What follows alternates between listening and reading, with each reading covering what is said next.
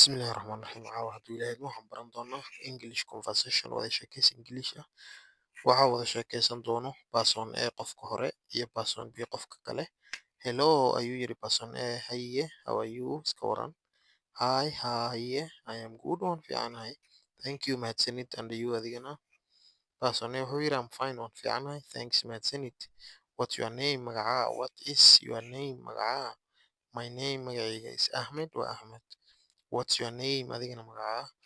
I am Fatima, aniga waxaa la yidhaha Faatumo. Nice to meet you. Kulan wacan. Nice to meet you. Kulan wacan. Nice to meet you. Kulan wacan. Two sidoo kale. Two sidoo kale. Where are you from? Xagee kasoo jeedaa? I am from Mogadishu. Waxaan kasoo jeedaa Muqdisho. I am from Mogadishu. Waxaan kasoo jeedaa Muqdisho. And you adigana? I am from Hargeysa. Waxaan kasoo jeedaa Hargeysa. Aye, do you speak English? English ma ku hadashaa? Ayuu weydiiyey. Yes, ayay tiri. A little. Xoogaa. Xoogayaan ku hadlaa xoogaa. Do you speak Somali? Somali ma ku hadashaa?